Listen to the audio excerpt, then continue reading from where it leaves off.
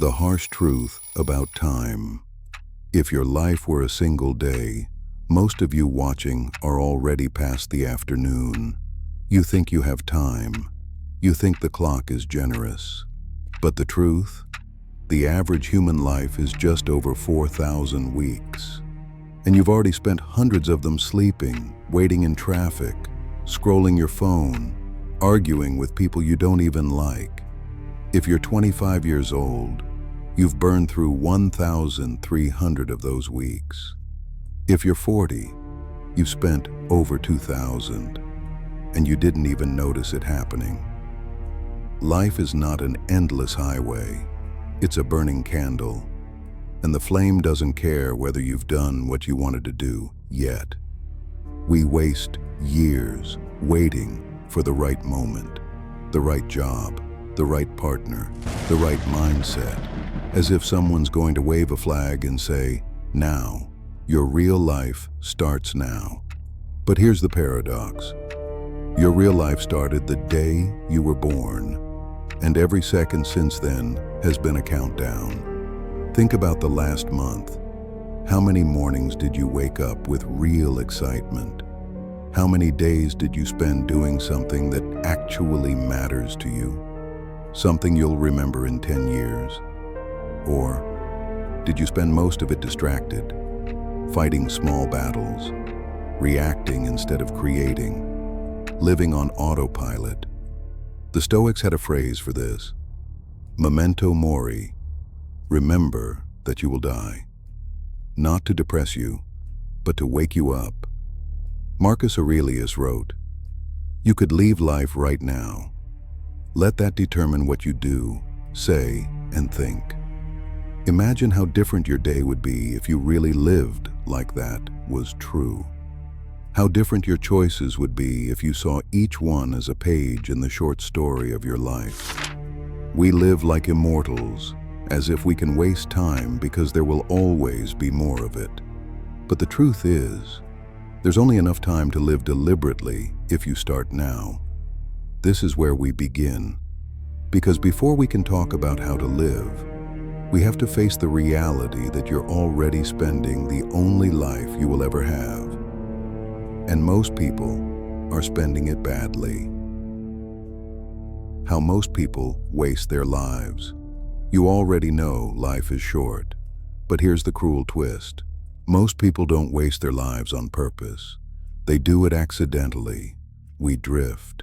We slip into patterns. We wake up one day and realize that our habits have been making choices for us, and they haven't been choosing well. Some people waste their lives on resentment.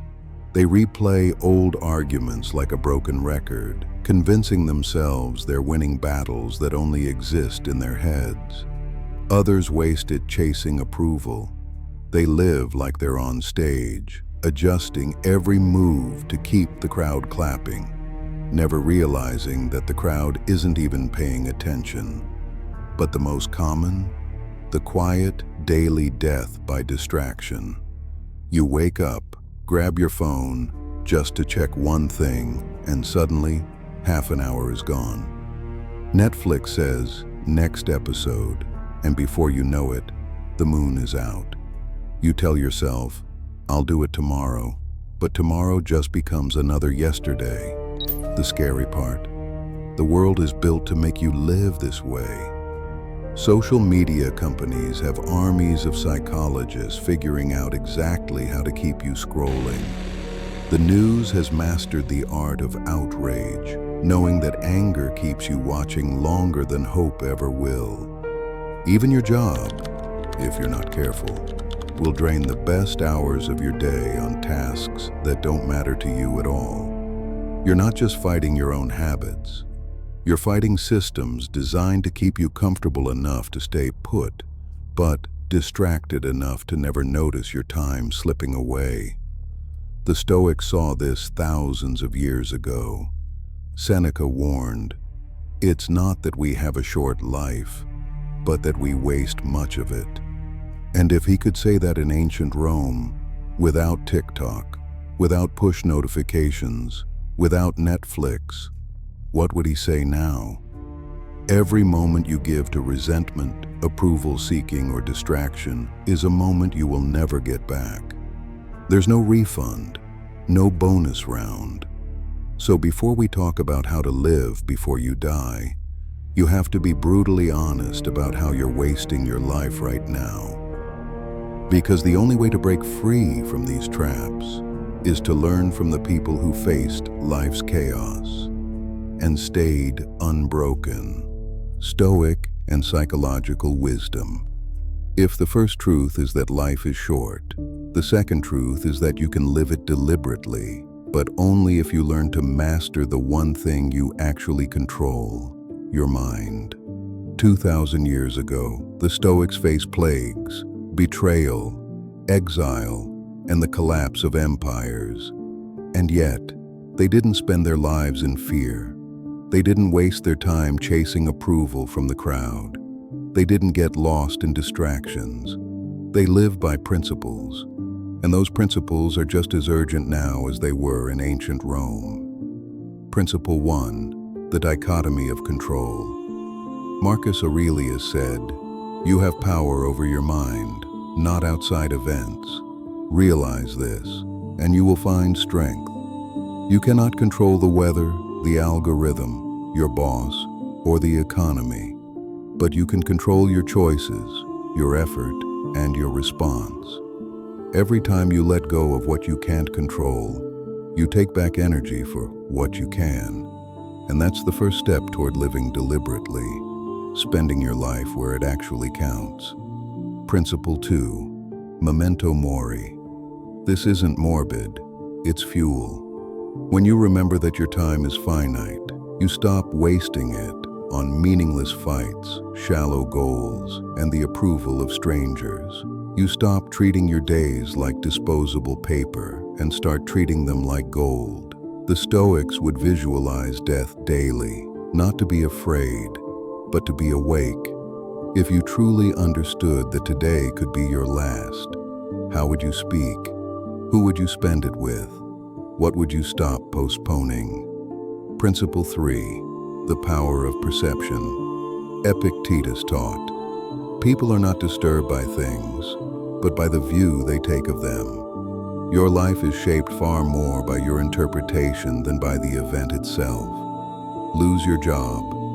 That can be the end of your identity or the start of something greater. Get rejected. That can be a wound or proof that you were brave enough to try. The event is neutral. The story you attach to it is everything. Modern psychology has proven what the Stoics already knew. Your attention is the most valuable thing you have. Where it goes, your life goes. So the question is, will you let it be hijacked by distractions, resentment, and fear?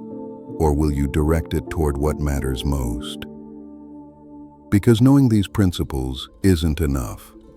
The real transformation happens when you live them, every single day. Living deliberately now.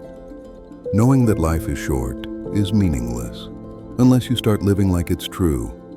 The Stoics didn't just talk about philosophy, they practiced it.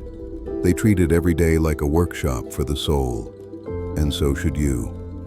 Here's how you start. Step 1, the morning question. Before you touch your phone, take 3 deep breaths and ask, what do I actually control today?